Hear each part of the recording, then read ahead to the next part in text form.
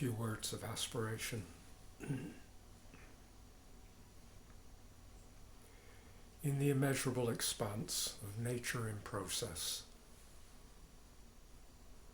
in faith and trust and wonderment, we give ourselves to this suchness,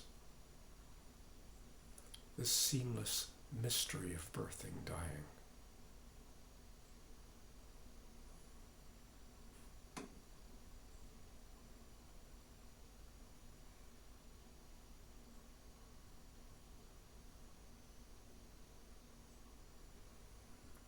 Spacious, loving, with feet solid in the earth, we nurture the hints at blessedness, the myriad faces and masks of luminous knowing.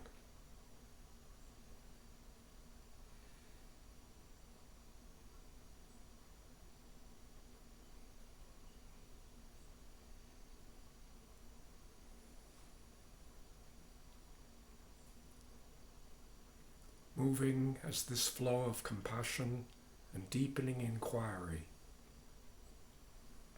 we engage with all beings in ways that support the integrity, the stability, and the beauty of the entire field of life and living. For the sake of all beings, wisdom, compassion, non-clinging awareness. Sadhu, sadhu, sadhu.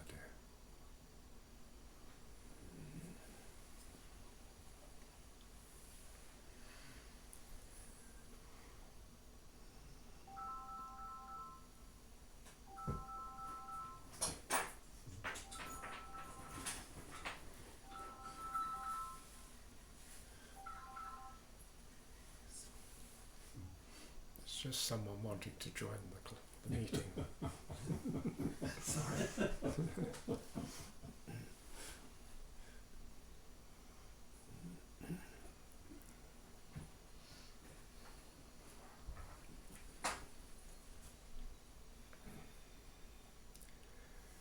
Let's begin as we usually begin, with a bit of space for any observations or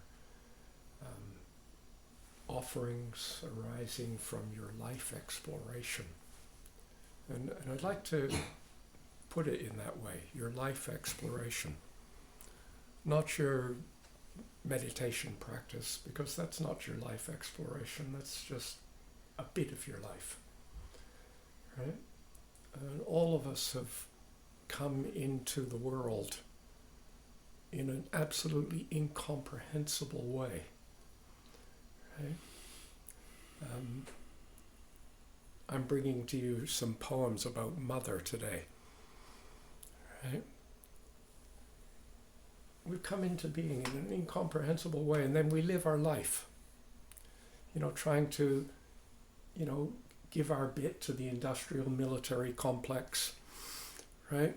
Raping and pillaging the earth all over the lot, right, on the way, and this is what we do. And then all of a sudden, we get to the point where things start to fall apart in our ability to kind of rape and pillage so beautifully and kind of elegantly starts to fall apart, right?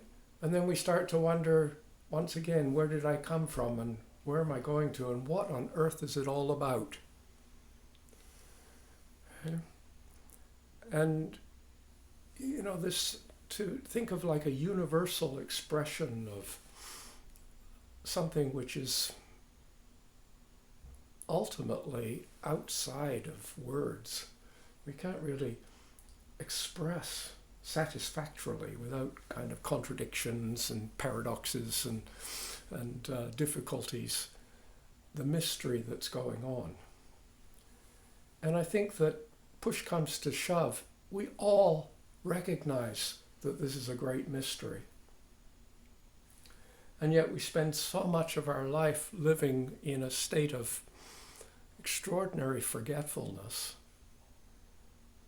Like we just, that sense of the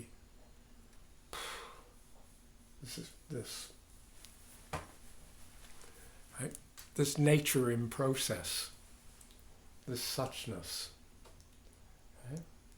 And so we're having some space to see if there are any observations or offerings or discoveries arising from your engaging with this mystery, particularly in the time since we last met, right, a month ago. I have something. Irina.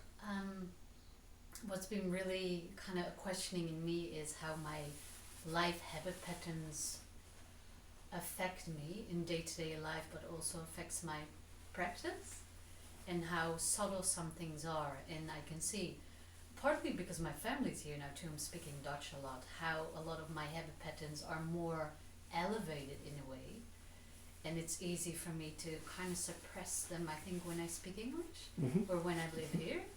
But kind of questioning, like, how is this still affecting my life a lot, but because of being in English, speaking English, how do I kind of mask them a little bit? So I'm kind of just raising that question in myself, like, how much of these habit patterns am I not seeing, but are still playing out in my day-to-day life? So yeah, it's a real question, but yeah, I'm observing that. It's a kind of a double whammy, isn't it? It's just like, on one hand, you recognize that you're saying a masking that can take place, by in a sense. I mean, what if we say, instead of speaking English to kind of nicely mask some of these things for you, what if we say, dare I say it out there, speaking Sanskrit or Pali or Tibetan or Buddhist language? It's not actually that different, right? But on the other hand, not only, it doesn't just mask, it also, speaking another language reveals, right? And I think that it's valuable to hold both of them, right? And to have the courage to address the masking, and have the kind of exuberance to embrace the discovery, right? But the poor being who only speaks one language, consumerism. Just thinking of Anne right now, Anne Van Leeuwen, she's just had probably a little bit of a stroke, and all the words that are coming out are all not the words she was intending to come out. Yeah. And she's like, what's going on? So she's getting other people's names and the words are back to front, and all sorts of strange things are happening for her. Wow. This is one of our local Sangha members. Just had hopefully small stroke. I don't think there's such a thing as a small stroke. But as Ram Dass once said, he decided that he hadn't had a stroke, but he'd been stroked. Right? By the universe. Right? So it's a different way of looking at it. Right? Tara had a question. Tara?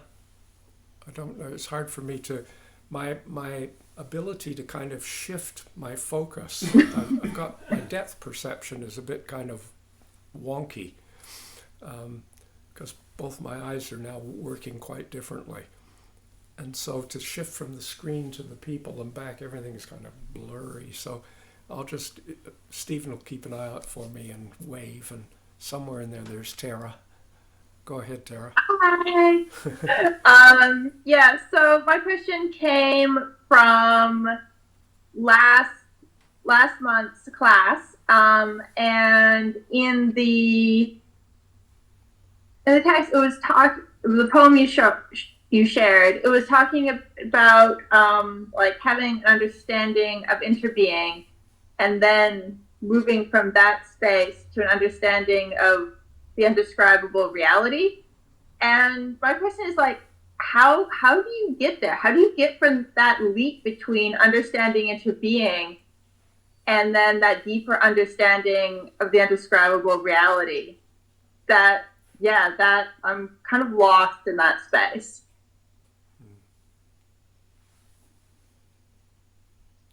I have an immediate glib answer to that. Right? You just fall insanely in love.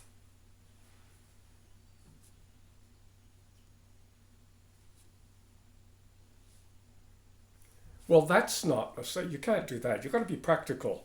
This is what I mean. I don't mean insanely like, like kind of dysfunctionally insane.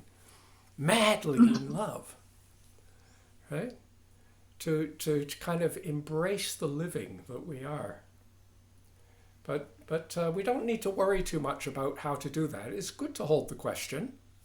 Hold the question. How do I do this? I don't know where you've disappeared on the screen. I have this tendency of when I'm speaking to someone who's on the screen, I want to look at them, but I got all these pictures here. Yeah. So holding this question, hold it, honor this question, right? And meanwhile, gently engage with what's engageable. Give your all to what is engageable. I've got a poem today which is going to really raise the question of your all. Okay. I think I see a giant hand up there. Bill, you have to unmute yourself. Or can you unmute him? I'm writing a piece for somebody about it's a journal about silence, but I'm interested in stillness. But I've been kind of doing a little bit of reading, and I'm particularly disturbed by the translation of summer as right, in terms of right view, right, like the summer being, I just think it's so incredibly important to understand it as totality or completeness or fullness. And it disturbs me so much that it's like even from the German translation of the Pali Dictionary, and I'm sorry, I can't remember the names, but like the translation of right is very strong in it.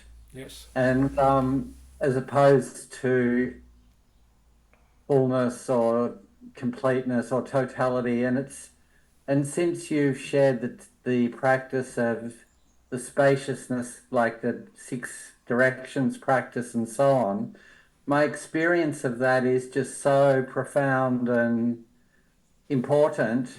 And I don't know, I just wondered whether, that's what I'm working with, and I just wondered whether you had any comment on that.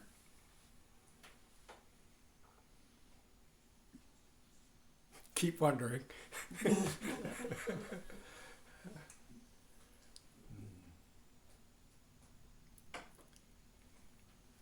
Total is a Yeah, some, I mean, just for other people's kind of thought, right? The word Samma, S-A-M-M-A, right, which sometimes gets associated with like the famous Eightfold Noble Path, right speech, right livelihood, right effort, right. And of course, by the time you get to the end of 8 rights, you're going to be immediately thinking about all the wrongs, because obviously right is opposite of wrong.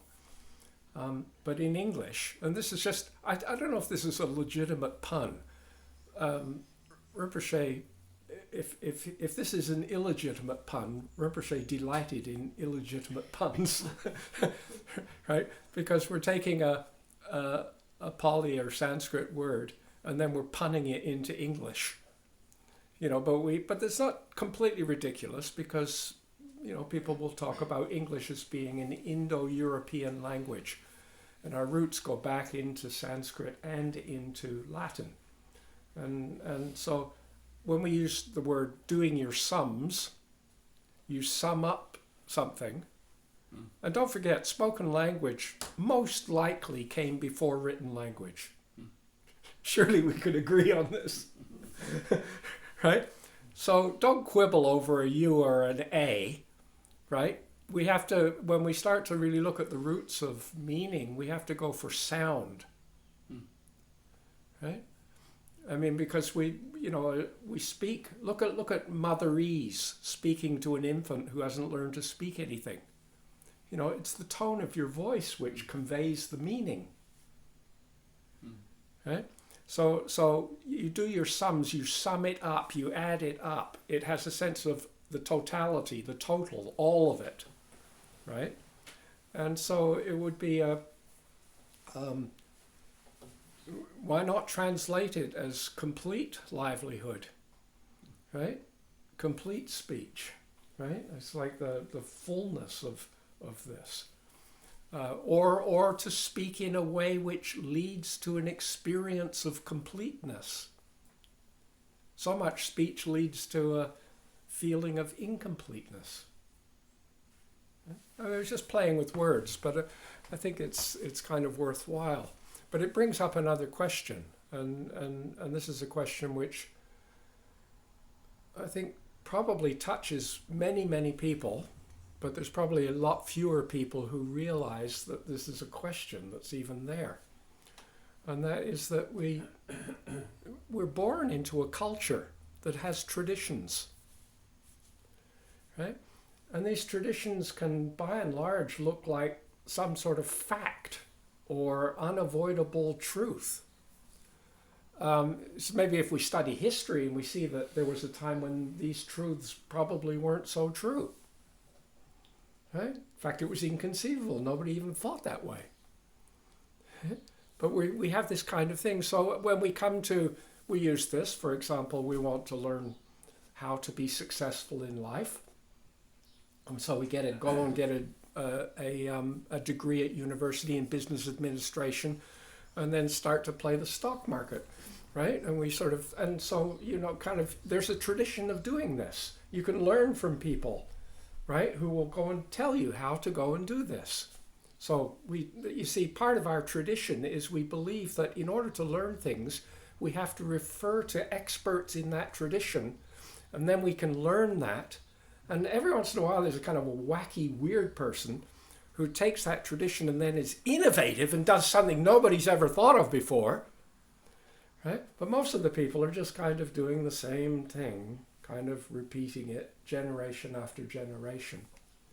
And the same thing goes when we're looking for kind of spiritual advice and kind of advice or support for doing something beautiful and something excellent, right? So we go to the experts of beauty and excellence and religion and meditation and spirituality. And you see, this is a kind of we don't go to individuals, we go to Buddhism, we go to religion, we go to Christianity, we go to Vedanta, we go to what it's like. Nobody is that. Do you understand what I'm saying? A real person is just this person. It would be kind of peculiar for me to sit here and say, I am Buddhism. And yet we refer to Buddhism for guidance. And we say, in Buddhism, we've got this, right? And you see, by and large, if it was a useful kind of tradition, it was somewhat useful, right?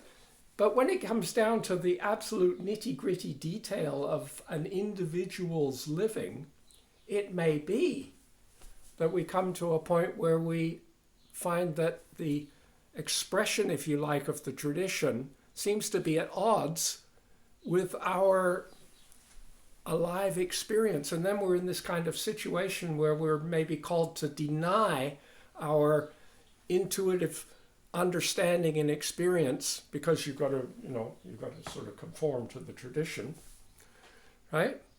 Or you deny the tradition and throw it out, and we got no tradition. It's like, everyone just do their own thing.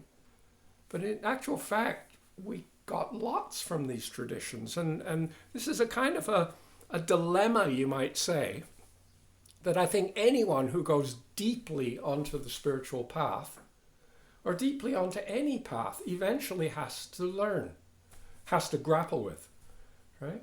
At the beginning, you're just kind of learning this tradition and you're working at it. It's good and it's useful. But somewhere along the line, it may be that you start to kind of, you've somewhat mastered that and you're starting to say, yes, that's subtle, but actually It could be this way, right? And so where are you then? Do you have the courage to kind of step out and go with what you know in your bones? And what's the difference between that and being sheer pig-headed? I don't mean Vajrayogini or anything like that, right? This is like, right? It's an in-joke. Right? Yeah. This topic that I'd like to play with today is so huge that I'd like to kind of lean into it now. Right? And so I've got two renditions of a poem. One is so short that I'm going to teach it to you, and you're going to memorize it, and you're going to be able to recite it, right? The other's so long that there's no way that you're going to learn it, right? And we'll probably spend most of the time on the long one. But many years ago at Wangapeka, I say many, a number of decades ago, and we were beginning to explore what eventually I thought of as forest walking. And many of you have done this practice with me. We'll walk in a group. I mean, you can do this on your own, do lots on your own, but you can also do it as a kind of a community. And you're walking in a group, and you're walking, I called it forest walking because at Wangapeka we walked in the forest, right? There's a kind of a regrowing forest. And we walked very, very slowly, and we had supports, right, to carry in our walking. We were smiling, we're breathing, we're having a very rich, sensitive awareness of our body in movement. And the fourth support was to recognize that each time we step upon the earth, we're being supported by countless living beings. Right? It's a very, very simple thing. So you're smiling, your whole organism is smiling, breathing. That's not a spiritual practice, that's a life practice, right? In other words, if you're alive, you're practicing it. If you're not practicing it, you're dead. Right? Nobody owns this one. It's free, right? No copyright on it. No special initiations. Right?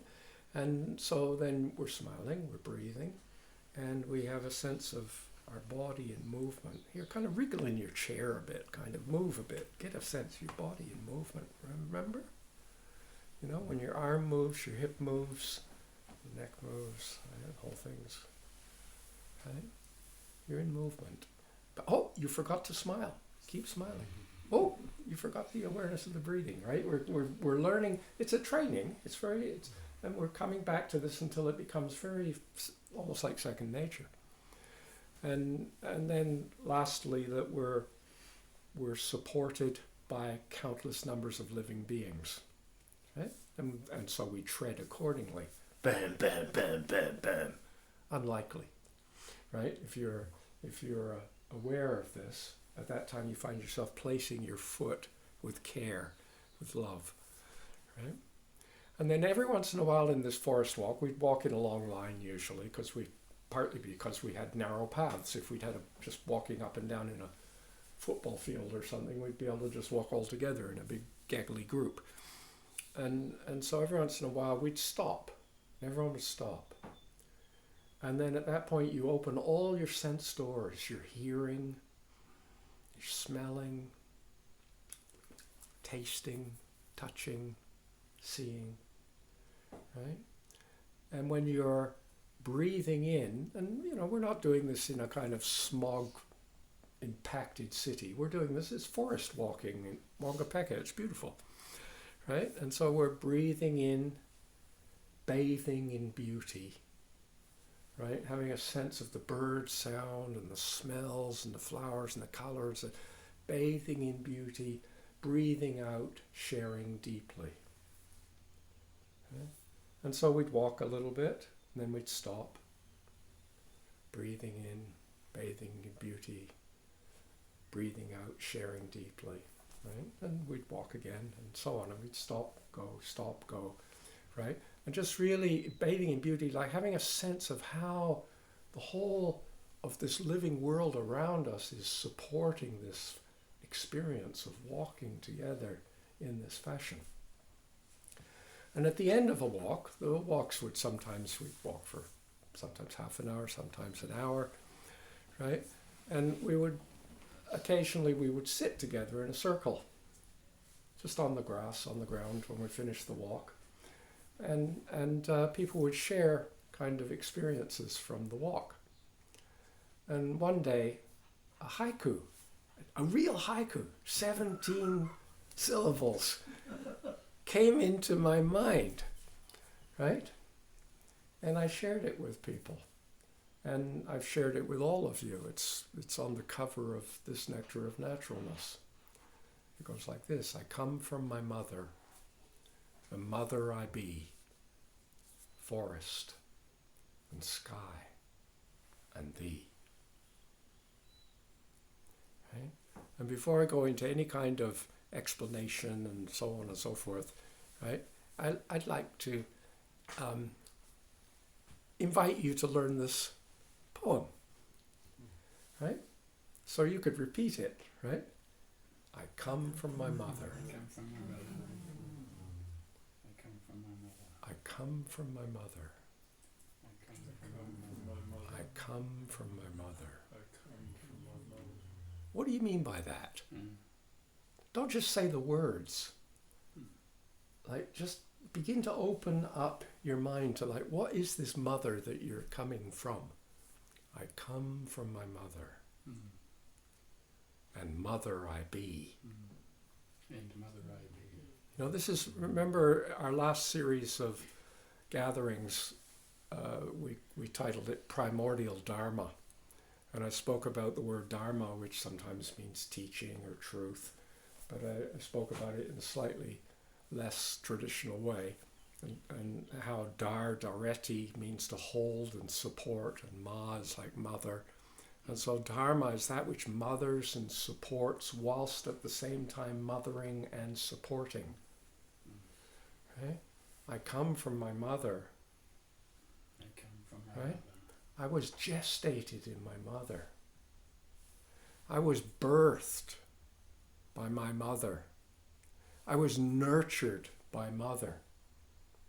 But I am part of the womb that is gestating you. And still Right? birthing from my And mother. we're still birthing this moment. And we're nurturing this, right? This is dharma. This is I come from my mother and mother I be. Right? Is this true? I don't mean, I'm not asking you to say, oh yeah, it's true or it's not true. I'm like, look deeply into your experience. I come from my mother and mother I be, forest. And in this, the poem arose in a forest, right?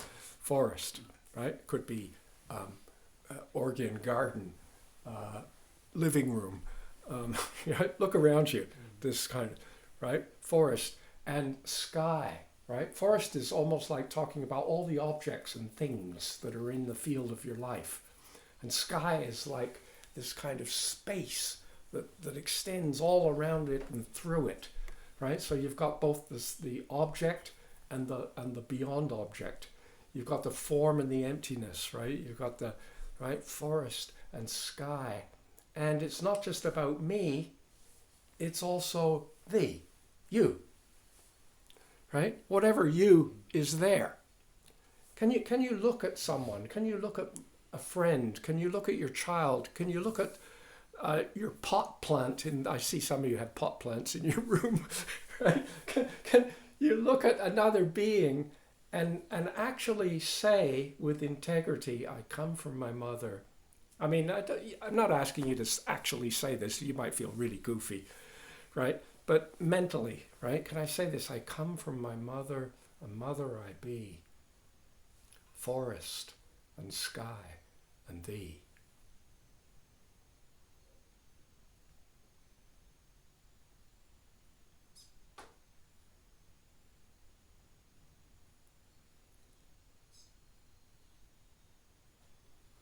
I think of that line and at the forest found you. Mm. Let the sky find you. Yeah, yeah.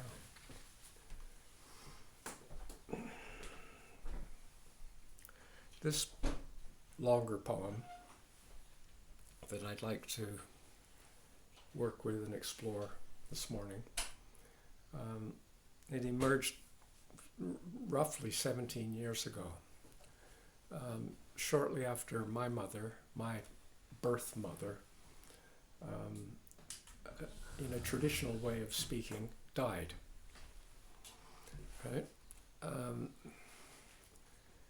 And my mother was, have you noticed how everyone's my mother? There's not a single person here who can't say my mother.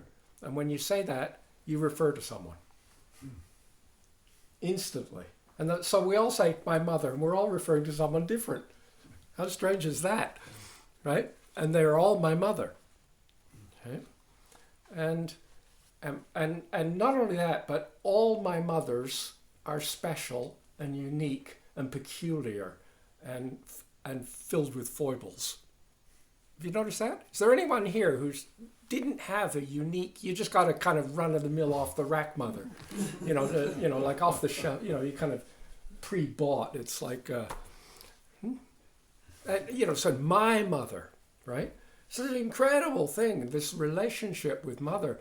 In the Tibetan tradition, there's a phrase which used to drive all us kind of hippie, baby boomer, neo-Buddhists crazy, because the Tibetans were always saying, all sentient beings, my mother. And we were all doing therapy to deal with all the problems we had with our mother. We thought this was like a nightmare. It was bad enough that you had this ornery mother, right? But imagine everyone's like that. It was like enough to drive you crazy. And yet at the same time, the fact that they kept on saying this again and again and again, you thought, either I've joined the wrong religion, or I'm really seriously missing the plot, or maybe they're actually deluded all along, and somehow I haven't got the thing together. Right? All sentient beings, my mother. And I think actually what might have helped a little bit is if they'd had a second bit of a phrase that went with it. Imagine for a moment what they said, all sentient beings, my mother, and then immediately followed by all sentient beings, my children. Because not only am I being mothered, but I am mothering. This is what a living creature does, right? We are, in a sense, we're spinning out the reverberations of the mothering that gestated us and birthed us and so on, whilst simultaneously, while we're doing that, you don't kind of do that and then get all that clear, and then you go on to being a bodhisattva and helping others. It's going on continuously on its own, right? So all sentient beings, my mother, all sentient beings, my children, right? And then consider how rare this must be. All you have to do is look at Al Jazeera. Where the heck does that meaning come up in Gaza?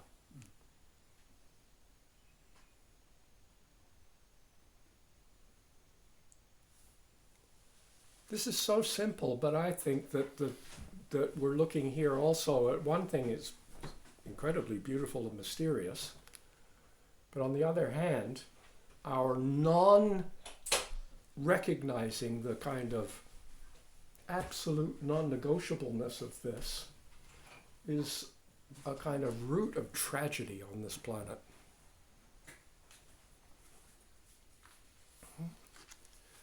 So my mother, who was a very special mother, because she was my mother, right? And she was a kind of a weirdy mother, because my mother, unlike many mothers, right? My mother changed her name. I don't know, I used to think maybe she was just sort of decided that I'd changed my name so many times, right? That she thought she'd keep up with her oldest son. So one day she decided that she was no longer going to be Margaret, and she was going to be Sybil. But my mother was not ignorant of ancient Greek philosophy and so on. She had very kind of outrageously chosen this name. So in my mind, she was, at the beginning, I thought, okay, this is fine, I'll do this. And I would introduce her to people as Sybil, right? But I used to think of her as the Sybil. You know, like she was like a seer. She was kind of a, it's like the oracle, the Sybil, right? So this poem was it was written shortly after she died. And I'd come back to New Zealand and I found myself questioning the Sybil. This is what I called the poem. Can I also ask, what's a Sybil? Well, it's just a name, but it's like in ancient Greek they would have like a seer or a kind of a woman who would kind of be able to read your mind and the situation and give advice onto, like they were kind of like a wise kind of... Clairvoyant? Yeah, no, I mean, that's not what she is, but she could manifest those kind of, what do you call it, manifestations, right? So I mean, it's just a name, it's just a name, right? But when I refer to Sybil here, it's her. So it has a little preface. It goes, "What is mother?" And then I wrote, "Mother is the matrix that births each and all of us." And the verse has there's a number of kind of sections of this, and we'll just go through one section at a time. And as I read this poem, I invite you, right, to not listen to this as just merely about Tarchin and Tarchin's family. But it's a doorway for you to be asking about your mother, right? Like what is your mother? Right? Where did she begin? Where did she end off? And so the first segment of this poem has a title. It is, "What is my mum?" And then the answer. A bubbling, feisty, controlling, discerning, questioning effusion of spacing and timing beyond imagining. Oceans and sky, and gulls soaring in the wind, golden autumn leaves and salmon fighting up rivers, pollen and spores and seeds of possibility, driving, drifting, riding the currents of fluids and gas, of wind and water and substances yet to be named. Flowers bonded to a nearby star. Leaves turning with the light. Transformations in chloroplast and nucleus and mitochondria. Hormones singing with choirs of other hormones. A symphony of muscle and nerves and organs. The universal opera of intertwining lives and loves and tragedies and stupidities and acts of heroism and breath-stopping glimpses of blessedness. This is my mum.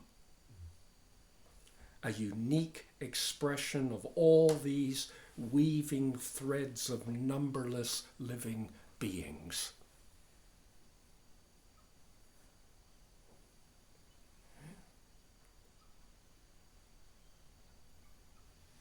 What is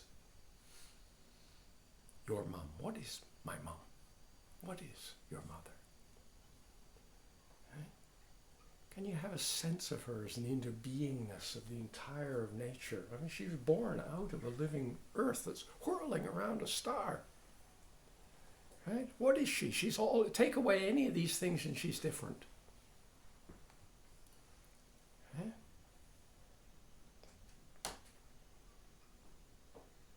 Sit with this for a moment. We're breathing. This one question. What is my mum?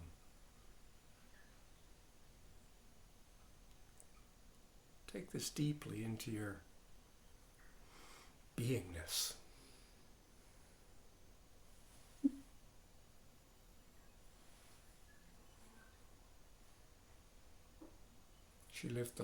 My mother lived the last part of her life in Victoria, British Columbia. She could see the ocean. Ocean and sky and gulls soaring in the wind. Part of her being. Okay? What was part of your mother's being? Okay? Golden autumn leaves and salmon fighting up rivers. Pollen and spores and seeds of possibility, driving, drifting, riding the currents of fluids and gas of wind and water and substances yet to be named. Flowers bonded to a nearby star. Right? How many sunrises did your mother see? How many sunsets did she breathe with?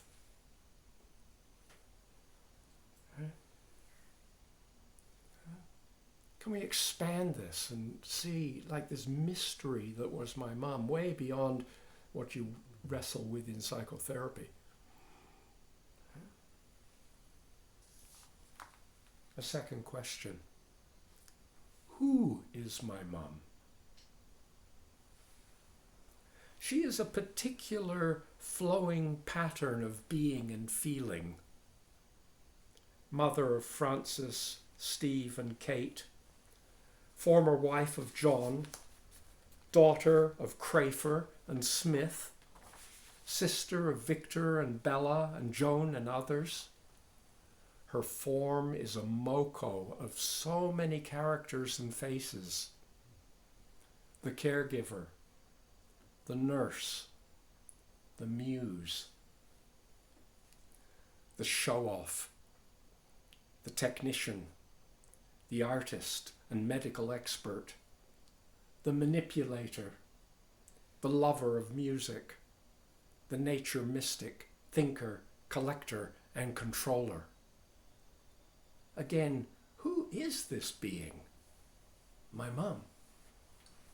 Opinionated, critical, pushy, gossip, a lusting for freedom, a painful needing for intimacy, a fear of commitment, a distrust of letting go, a survivor and product of alcohol and poverty and war and politicians and class systems, a fighter, constantly climbing, striving, huge energy to survive and cut through whatever is seen to stand in her way. She is a confidant and mentor to many, an inspiration. Her body is tattooed inside and out with the marks and stories of her manifold journeyings. A Smith, a Hearn, a Margaret, a Queen, a failure, a powerhouse, a mother, a Sibyl, a witch, and a seer.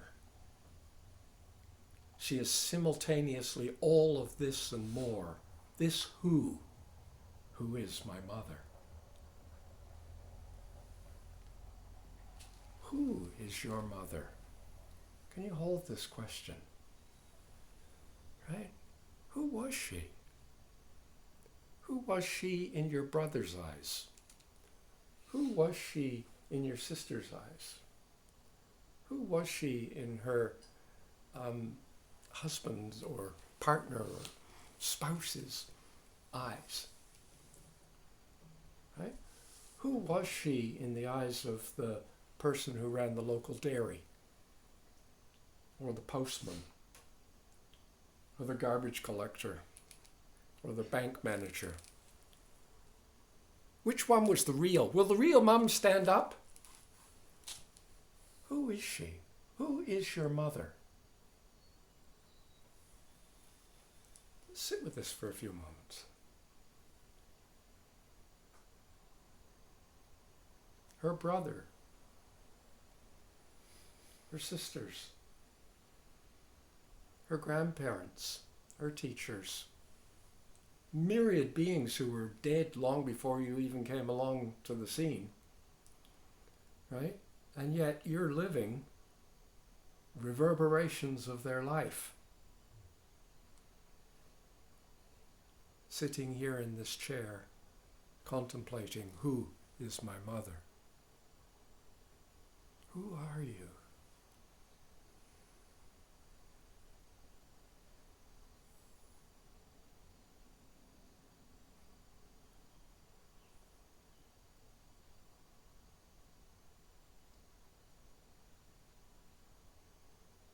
It doesn't have to be in this order, but what is my mother?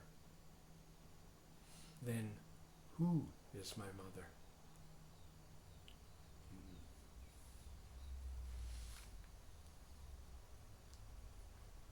Here's another question. When is my mother?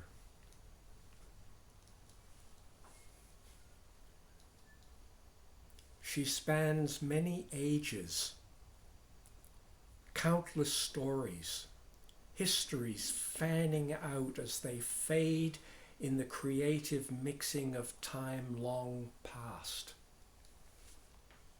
Right? She goes into her grandmother and grandparents and great-grandparents and right? There's like when is this? She spans many ages.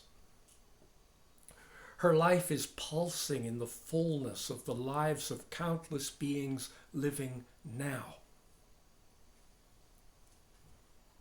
It bubbles and bursts, buds breaking open, flowerings of possibilities, the continuous braided river of time weaving out into a faint future. Right? Possibilities going into the future.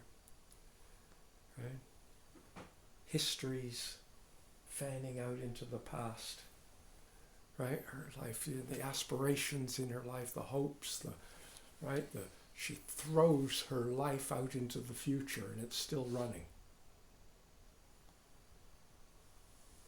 A continuous braided river of time weaving out into the faint future, the song of Sybil fading, more and more evanescent into the universe, musing on a music resounding.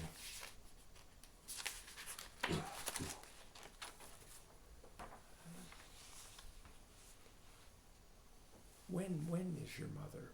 Between this year and that year? Right? Where did she begin? Where did she end? What's the timing of this? When is your mothering? Right? I'm still being gestated. You are still gestating. Right? We're now birthing from the last moment. We're nurtured by our senses and our bodies and our friendships and our understandings and our connections and our, right? This mothering, where does this mothering begin, end?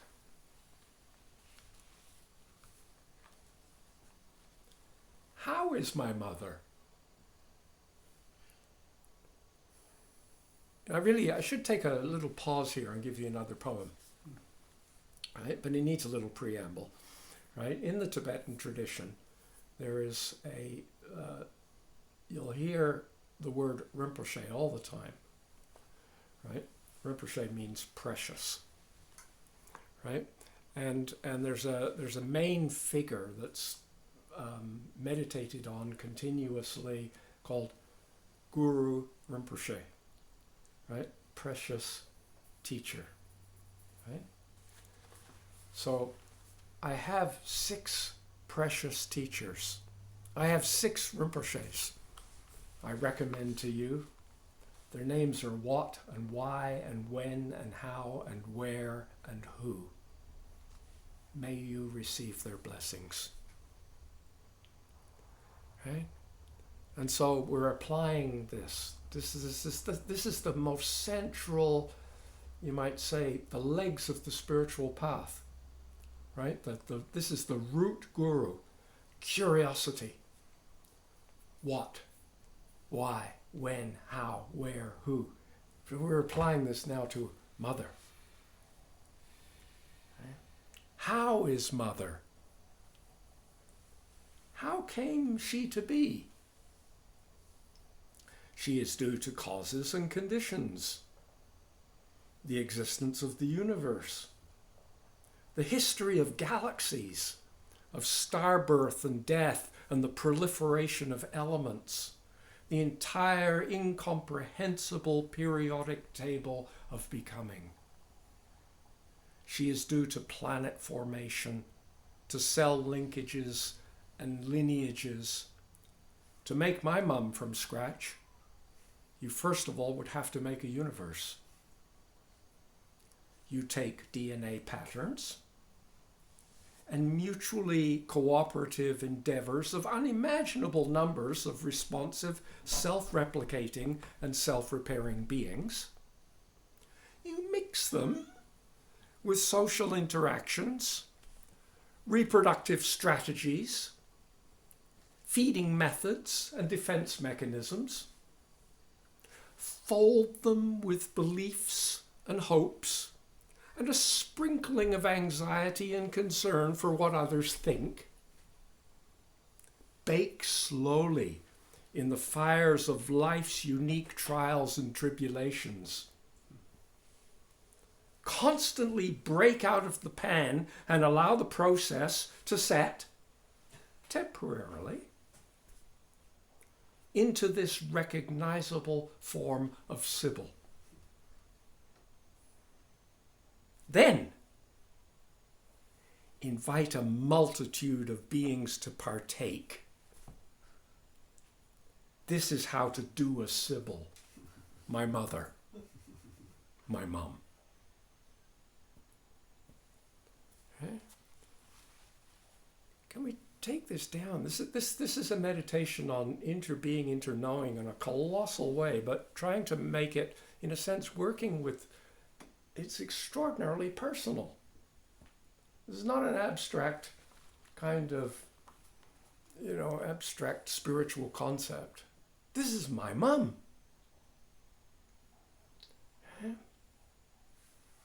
You're listening to her.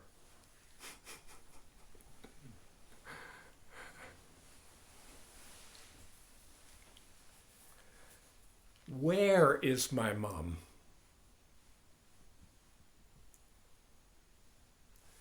She lives in my knowing. Woven from the threads of my own what, who, when, and how. Mm-hmm. She is in the knowing, the being, the matrix of constantly creative intelligence called Kate and Steve and Woody and Laurie and Dawson and Caroline and Tarchin and Mary and Connie and Joan and Bella and Vic and Sheila and Helen and Dawn and Bill and John and Margaret. The list is endless. She lives, has lived, and will live in the minds of gulls and raccoons and cats and cedars and flowing rivers and estuaries and Caribbean beaches. She used to go on yoga retreats at a Caribbean beach once a year.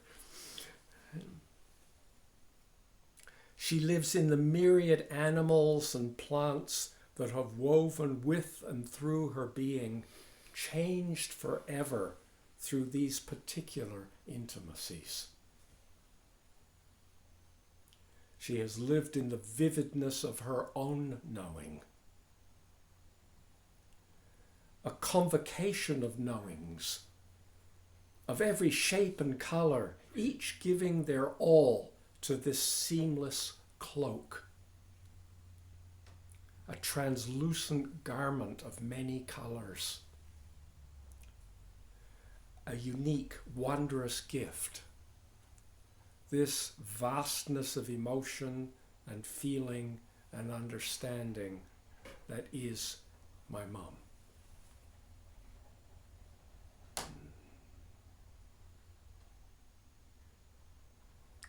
Where is this mum that you're thinking about? Where is your mum?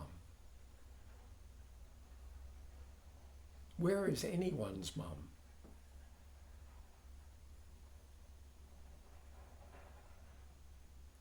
Where does she begin and end off? Where does Greco begin and end off?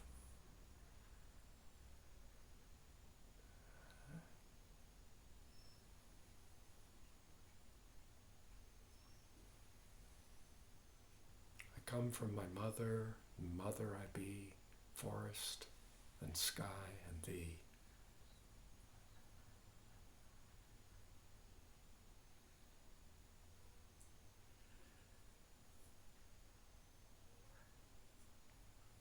Might this become so real for each of us that it actually informs our action in the detail of our living?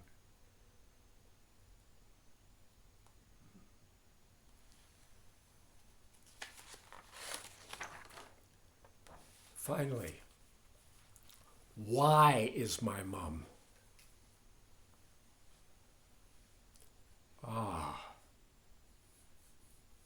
My thinking comes to a complete stop.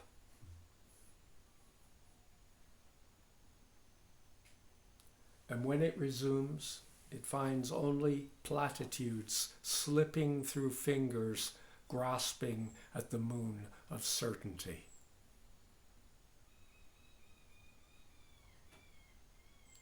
Why? Because God makes it so.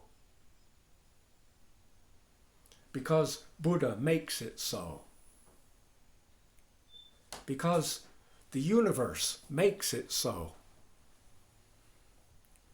Because this final mystery of why, the why, the eternal forking of the road, right? In the poem I put the why, right, in quotes, it's a single letter. The why, you got to, right? The why, the eternal forking of the road, diversity as oneness, oneness as diversity. Why, my mum? Yes, that is my mum, a great whying embodied. Whying with emotion, with feeling, with all her intellect and faculties, a glorious attempting to make sense of it all. This whatting, this whoing, this howing, this wearing, this wenning, this whying, this beautiful, irritating, ultimately not holding anything back, flowing, this unfolding heart-mind, this mystery, my mum.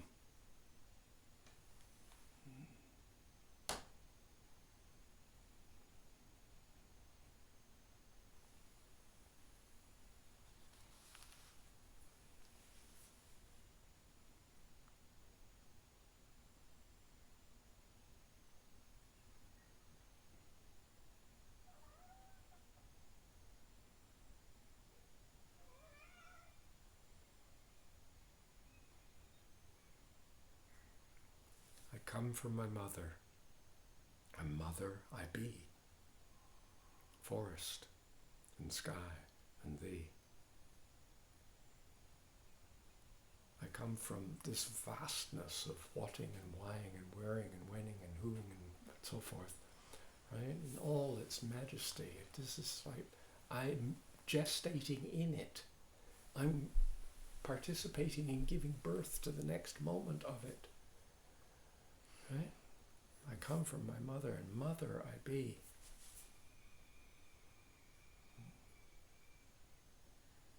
Can we carry this when we go shopping? Can we carry this when we drive the car? Can we carry this when we face our uncertainties and our fears and our anxieties? Right? When we get overwhelmed by the insanity of a world that so rarely considers these questions and holds them in a feeling way. Yeah.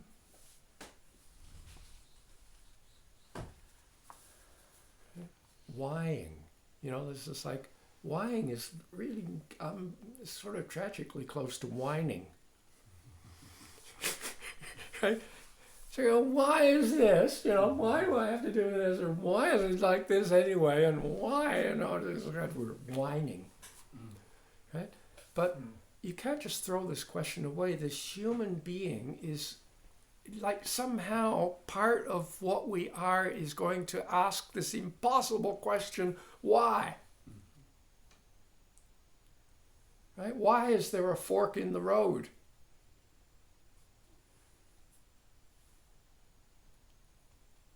Why is there diversity in this oneness? Why is there oneness in this diversity? What is this? Can we learn to hold these questions gently?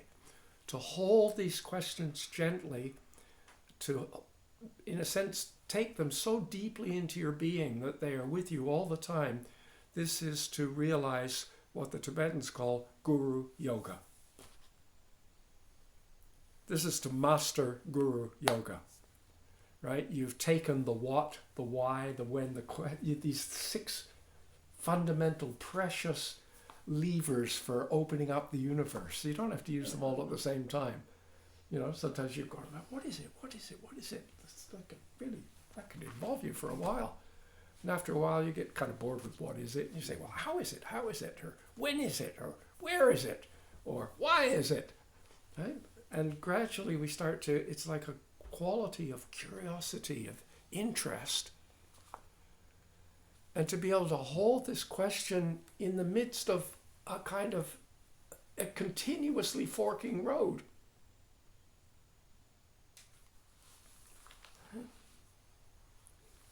And that's why we sort of questioning with feeling, with all her intellect and faculties, you know, with our use your intellect, use your thinking, use your intuition, use your oomph, right? That especially as we get older, if it's not obvious that, you know, that things are changing, right? I mean, I can remember going to older people that I knew and trying to get them to get interested in computers, right? And they were so boringly stuck in their way. You know what I mean? It's like, and it never occurred to me that they were thinking to themselves, what the hell is the world coming to? These people are just completely obsessed with kind of moving silica atoms around, right, in microchips. They do this all day long. What about the real world, you know? And you kind of, and they always, you know, this question, you know you're getting old when you go, I don't know what the younger generation's getting to, right? Because every older generation has said that, right? So it's the official getting old kind of thought, right? God, what are they getting to? And so as we're becoming older, and we're raising the question, like, what on earth has been going on? And can we actually have the courage to honor the kind of spiritual traditions and the shoulders, right, that we've been riding on, but at the same time to step into the unknown? And how do we do this, Tara? You have to fall madly into love. You fall madly in love. Right? This is how we do this. I come from my mother, a mother I be, forest and sky and thee.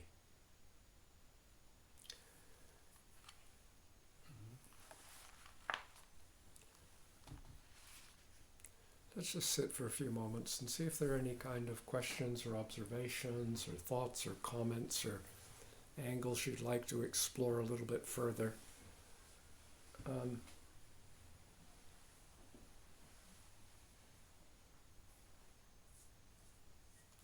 To me, this is enough.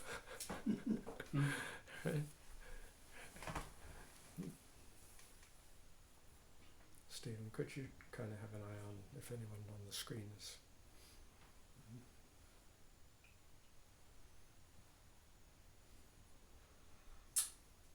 Well, 2,500 years ago, Aristotle put together a piece called the Trivium, 3 ways, 3 paths, 3 roads.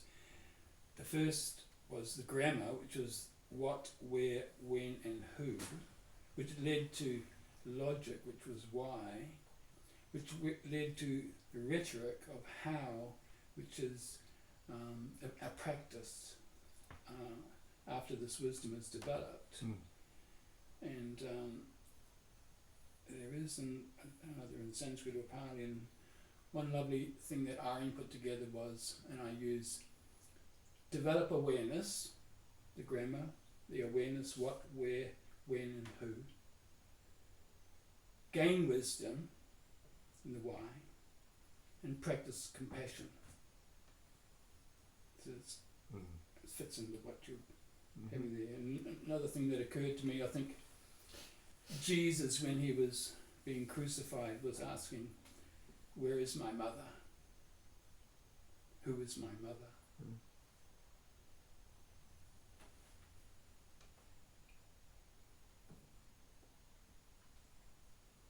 I come from my mother, right? I go to my mother. My mother, right? I mean, in some traditions, the mother is, in a sense, like the kind of, most of the major world religions today are all takeover bids by confused males, right? Right? We have this kind of like patriarchal system, and yet, you know, most of the really ancient traditions, right? They're kind of this sense of the mother, and it's not the mother as opposed to father, it's mother father. It's this kind of 2-in-1 mystery, if you like, right? And to be able to kind of hold this.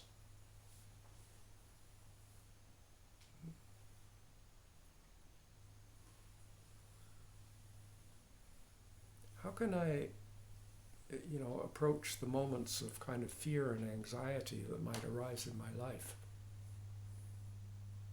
You know? Well, there's many ways, many kind of answers for that. You know, you tough up, right? Man up, right? Whatever. I mean, it's an answer, right? But how do you face death and impermanence? How do you face the fear of death and impermanence? I'm saying it this way because I'm not quite sure. From a certain perspective, maybe you can't face death and impermanence. Maybe it doesn't even exist. But we definitely have a fear of it. How do we face the fear of it? Right? Because if I see, like, where did my mother end off?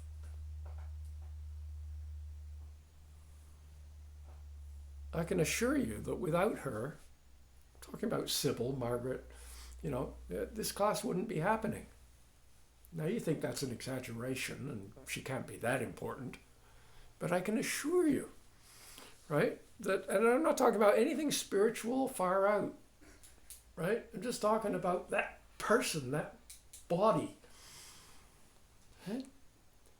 and you know, to contemplate how, you know, she, you know, the primary oocyte, the egg that ripened, right, in your mother's body, right, was actually kind of the primary oocyte was set aside before she was born.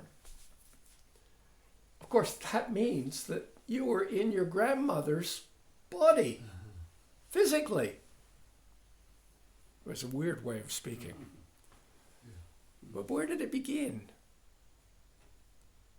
And where does the kind of outflow, all the trees that she planted, some of them are still growing. You know what I mean? All the actions that she participated in, they're still going. Where does it begin and end off? What is this kind of peculiar thing that we say gets born and then later dies? And could we perhaps begin to kind of shift our sense, instead of like little me, we could have, if you want, big me, right? Planet spanning me, right? And with that, in a sense, we could say all sentient beings my mother, and the reason why they said that was because the Tibetans, actually, generally speaking, had a kind of cultural sense of respect and concern and valuing and gratitude towards their mother because they gave birth to them, right? And so the idea was that if you saw all sentient beings your mother, then you would meet all sentient beings with this gratitude and this kind of valuing and this caring that you would give to your mother. That was the idea behind it, kind of thing. That's how it was explained to us, right? But what about today, living with all sentient beings my children?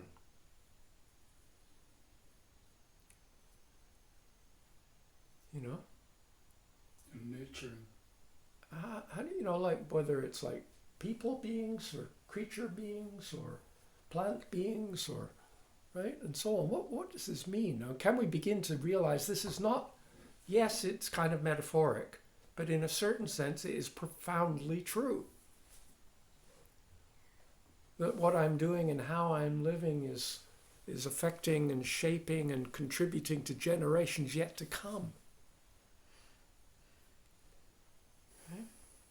And how on earth are we going to live this way if we don't have any kind of appreciation or feeling for the expanse that it is? I mean, a lot of people would think this kind of vast interbeingness, interknowing interbeingness, right, beginningless, endless kind of thing is a kind of a goal of the spiritual life to realize this. And I would say, well, it's fine if you like, but it could also be seen as the absolute first step of the spiritual life. It's like, now it's beginning. Now, okay, now start moving. Now start living. Now start engaging. Right? And, you know, this is, I think, you know, it's an incredibly serious question that we need to ask given the political systems that we have going, the kind of social systems, the economic systems, and so on the planet. This is, for me, it's not, I really don't see that we're going to solve the suffering of the world by simply abiding by international law. You know, we say if it's not technically against the law, it's okay. So this war is okay because it's not an illegal war. You've got kind of legal mass slaughters and you've got illegal mass slaughters. And now we're even getting to the point where we go, oh, well, even the illegal mass slaughters could, you know, they're kind of okay because, you know, if you don't agree to that, then somebody else's feelings are going to be hurt, right? Somewhere along the line, you know, it's almost like we say the buck stops here. And I am now, life's too precious. I come from my mother. A mother I be, forest and sky and thee. Right? Can we throw ourselves into this, living this way?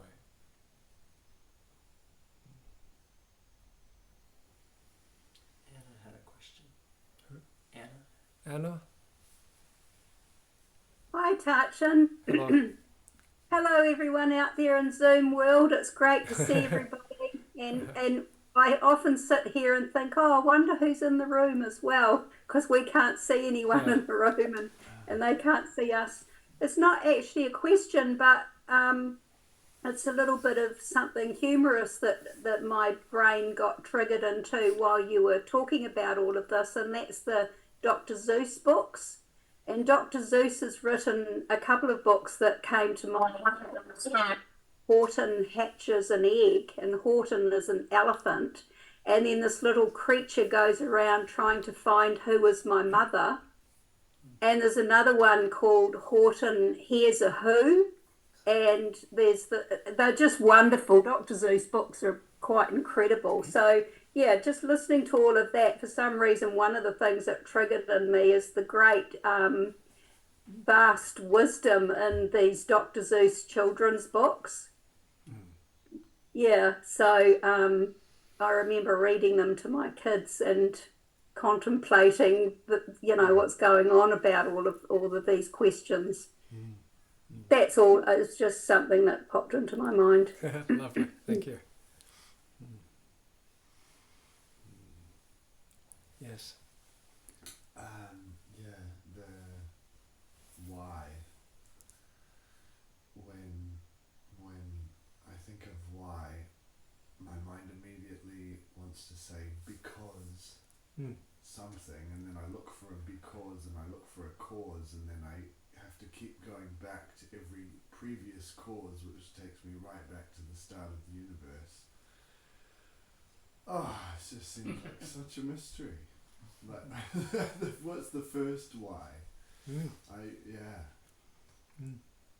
the challenge with that, I think, for many people is that they can maybe chart this back to a certain point, and then it just becomes impossible and overwhelming.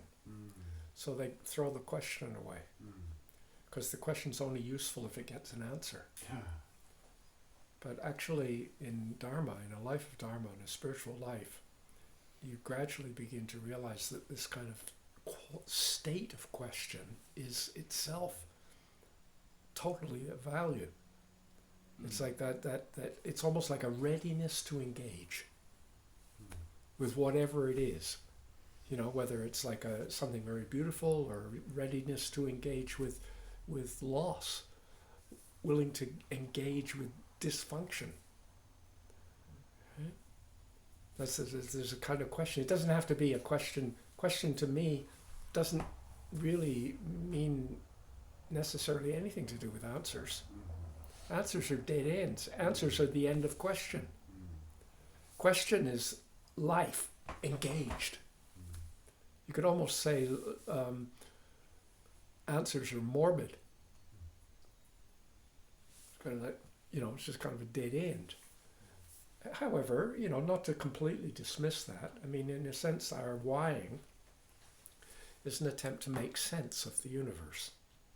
Like we're not really making sense of the universe. That's what we think as adults.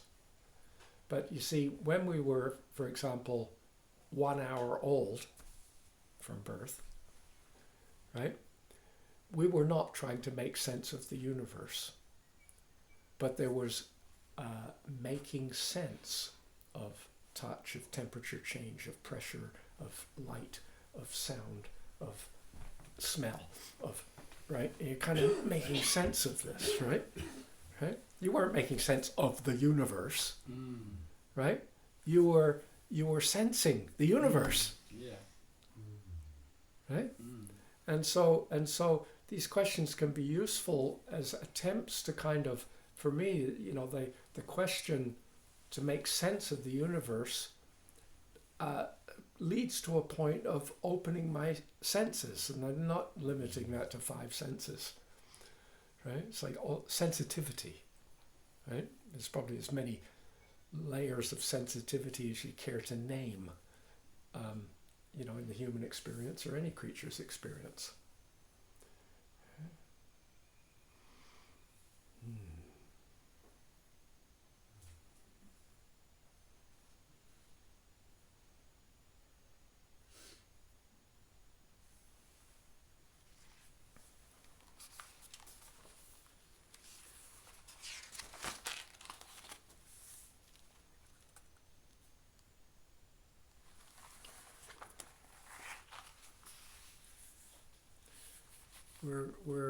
This is a little bit shorter than we often run, right? And that's good. I'd like to kind of finish off by, I wasn't intending to, there's a kind of a symmetry here I just saw. I wasn't intending to share this poem this morning, but there's but I will. I'd like to read this again, this poem, and then maybe just reread the other one right through for you, just to finish off. And this one I wrote 17 days before my mother died, right? And here we are looking at this poem that I wrote shortly after she died, about 17 years after she died. So I don't know, we've got 17. It sort of struck me here. And as many of you realize, in my earlier incarnation, I traveled a lot on the planet. My body moved around the planet a lot, and it was just by fortuitousness, or why, right, that I happened to land in Victoria just at the time when my mother was going into her final decline. And so I was able to spend 5 weeks with her at the end of her life. And she eventually was in a hospice in Victoria. And she had a lot of drugs because she was having a lot of pain. And so a lot of the time she was just sleeping or resting. And I would just sit in the room, and they had a little bed in there, and I'd stayed there for quite a long time. And one day I was looking here, she was lying, she had all the sheets and blankets on, and her hands were just resting on the, and I was looking at her hands, and this poem came. Her hands, lying on the white sheet, bony, shrunken flesh, a skeletal form, skin soft like velvet, or the surface of a young rose petal, moments after the last drops of night dew have evaporated. So warm, pouring out heat like a star-going nova. So fragile, blotchy and veined. A recording of 100 billion touchings, tools of such knowledge, drawing and building and grasping and healing and loving and defending and holding and steadying and guiding and inquiring and picking and scratching and pleasuring and offering and comforting, washing clothes and dishes and houses, preparing tens of thousands of meals, popping in thermometers and putting on bandages, driving cars and counting money, holding pens and pencils and books and musical instruments and hammers and screwdrivers and saws and secateurs. 84 years of constant handling, servants of knowing, an inconceivably vast journey of becoming, now resting on a clean white sheet. Amazing, these hands, leading into thin arms and even thinner bony body. This flower of the universe entering the last chapter of visible existence. All our lives we hold back something.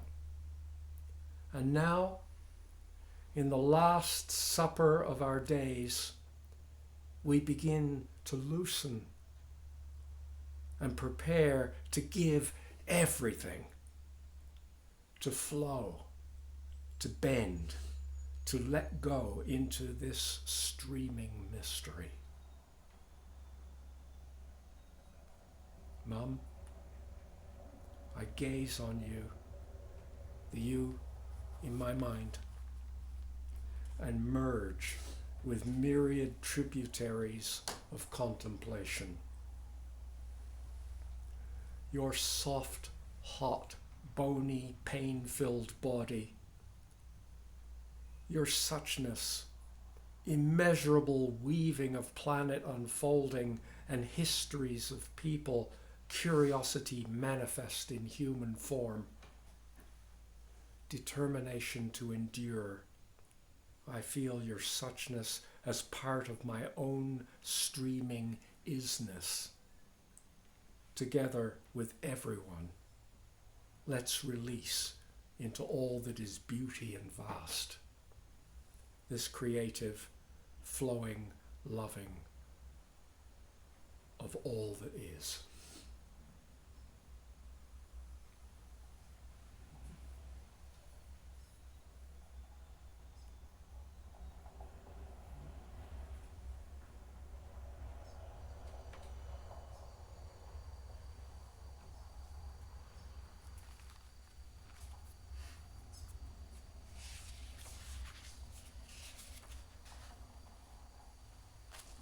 My mother went an incredibly long time being unconscious without any drips or any food or any liquid or anything. 10 days or more, right? And I think she was, I said to her when she died, I said, you always were a show-off. She waited so that she could die on Christmas Day.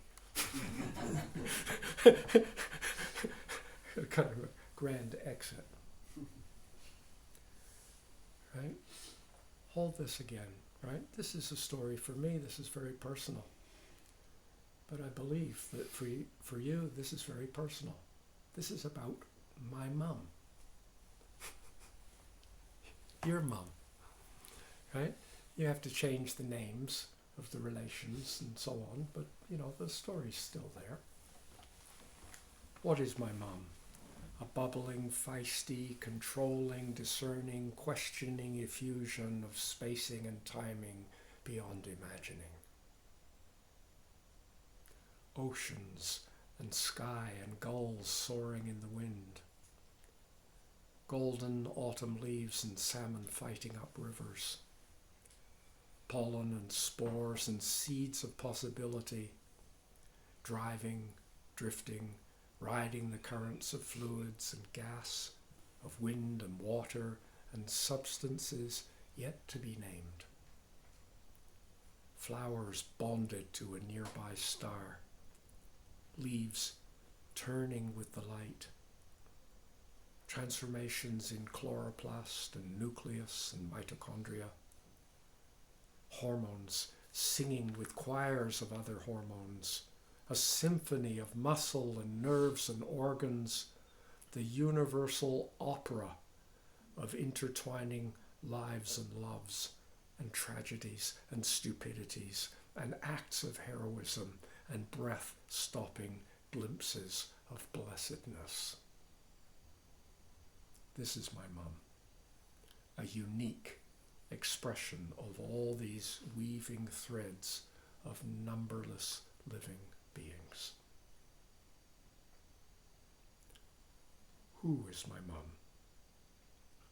She is a particular flowing pattern of being and feeling, mother of Francis, Steve and Kate, former wife of John, daughter of Crafer and Smith, sister of Victor and Bella and Joan and others. Her form is a moko of so many characters and faces. The caregiver, the nurse, the muse, the show-off, the technician, the artist and medical expert, the manipulator, the lover of music, the nature mystic, thinker, collector, and controller. Again, who is this being? My mum. Opinionated, critical, pushy, gossip, a lusting for freedom, a painful needing for intimacy, a fear of commitment, a distrust of letting go, a survivor and product of alcohol and poverty and war and politicians and class systems, a fighter, constantly climbing, striving, huge energy to survive and cut through whatever is seen to stand in her way. She is a confidant and mentor to many, an inspiration. Her body is tattooed inside and out with the marks and stories of her manifold journeyings. A Smith, a Hearn, a Margaret, a Queen, a failure, a powerhouse, a mother, a Sybil, witch and seer. Right? Your mother was many beings too. She is simultaneously all of this and more. This who is my mother. Right? If we sort of point our finger at historical or even present day kind of political characters who we think we don't like, the nasties of the world, right? But they are also part of the mothering. They are also shaping who we are, right? This is not just kind of the nice stuff. It's the full Monty. When is my mother? When does my mother exist? She spans many ages, countless stories, histories fanning out as they fade in the creative mixing of time long past. Her life is pulsing in the fullness of the lives of countless beings living now, including your life. It bubbles and bursts, buds breaking open, flowerings of possibility, the continuous braided river of time weaving out into a faint future. The song of Sybil fading more and more evanescent into the universe, musing on a music resounding. And today, it can be said, without her, this class wouldn't be happening. 1,000 years from now, if there are humans having classes, it's highly unlikely anyone's going to say it was because of Sybil. Right? She's faded out, but she's spread in and part of the music that's there, but it's indescribable. It's kind of gradually disappearing, you might say, into the fullness. How is my mum? And then you get a recipe for baking your mum. How came she to be? She's due to causes and conditions. The existence of the universe, the history of galaxies, of star birth and death and the proliferation of elements, the entire incomprehensible periodic table of becoming. She's due to planet formation.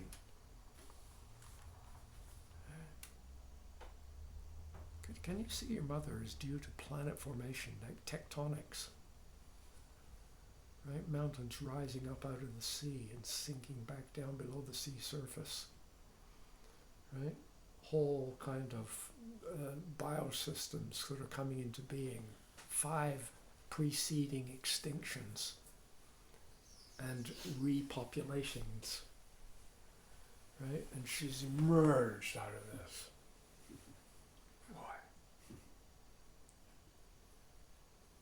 To make my mum from scratch.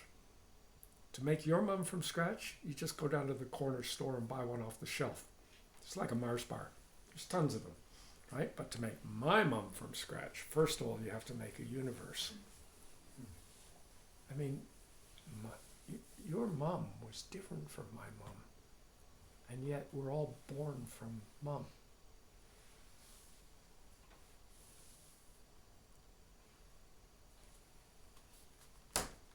You take DNA patterns and mutually cooperative endeavors of unimaginable numbers of responsive, self-replicating, self-repairing beings, namely cells, mix them with social interactions, reproductive strategies, feeding methods, and defense mechanisms. You know, what were your mother's feeding method? How did she feed herself? You know, how did she go out and get food, get resources, get comfort, get friendship, get love, right? Like she go out and defense mechanisms. How did she defend herself? You know, like in what ways? You know, this is the unique mixture of a living creature. Fold these with the beliefs and hopes and a sprinkling of anxiety and concern for what others think. Would you imagine for a moment that have you ever had a moment of concern for what others think about you? And imagine for a moment, have you ever noticed how you're kind of a bit driven by that? Right? Imagine for a moment that your mother was driven by the same kinds of things. And you go, oh my God, how did Stardust give rise to this? Right?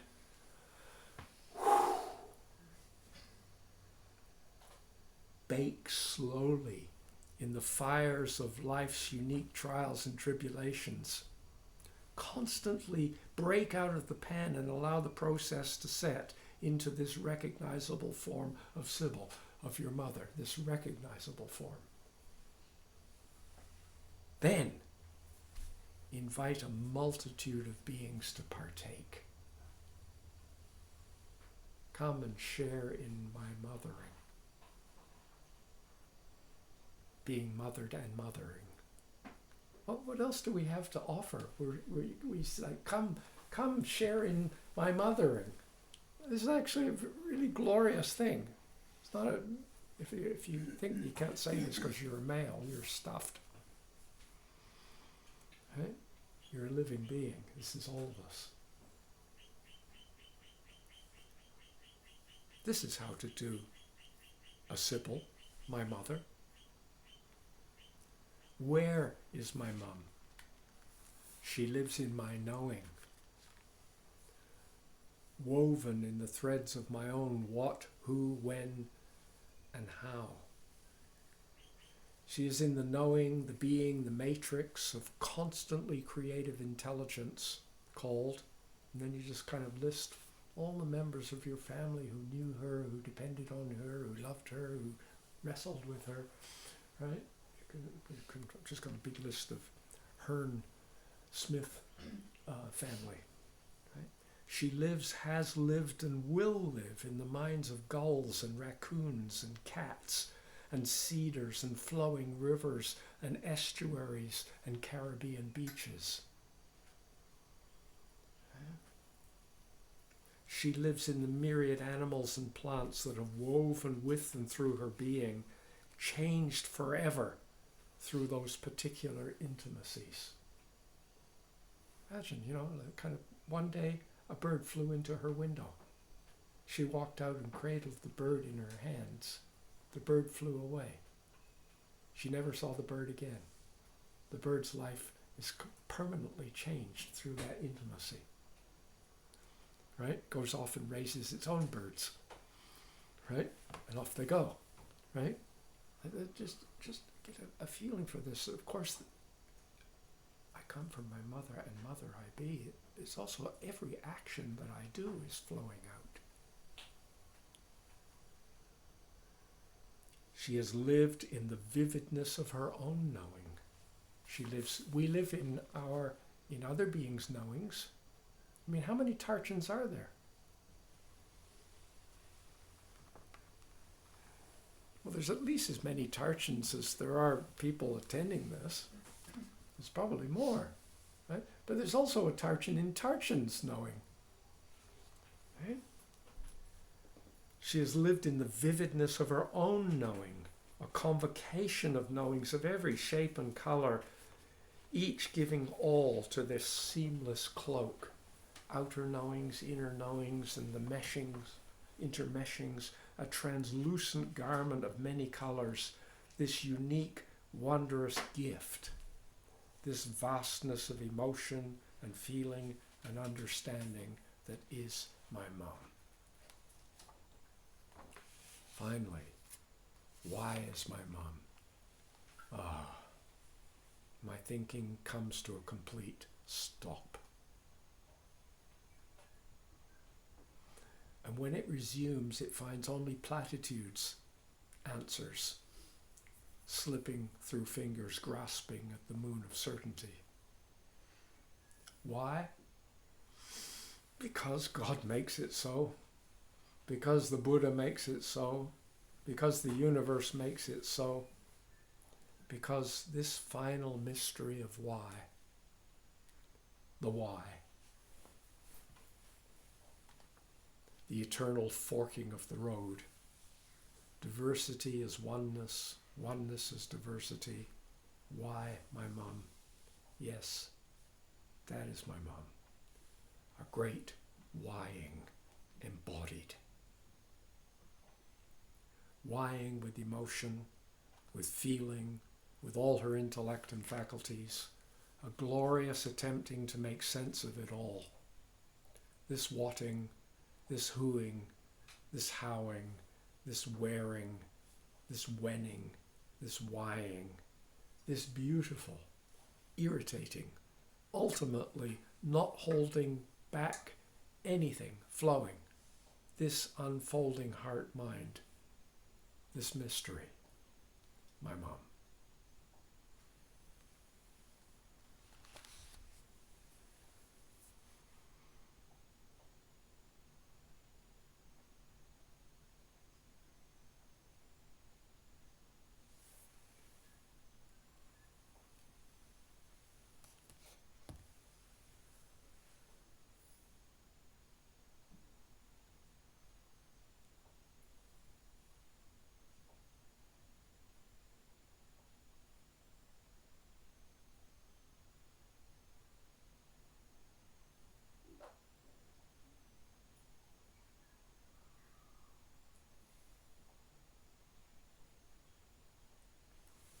By the power of these wholesome activities, may our lives be rich with awakening. Living thus, may we abandon all unwholesomeness. In the very midst of this extraordinary mystery of birth, childhood, adolescence, growing, learning, experimenting, trying to survive, moments of illness, gradual onset of age and falling apartness, and ultimately what in other people's minds is called dying. In the midst of this mystery, may we help all beings to realize their true interbeing, interknowing nature. Sarvamangalam, Sarvamangalam, Sarvamangalam. Thank you, thank you, thank you, thank you. Thank you all for joining again. Right. May all be well wherever you are, however you are. Right. If I could have an absolute meaningless wish, it would be that I could just instantaneously jump in the TARDIS, you know, and I got a little TARDIS here, you see, and then I could just manifest in a room with you and give you a hug and then come back here. I would do that, but it's kind of, it doesn't quite work, right? Be well. Be well, Tarchin.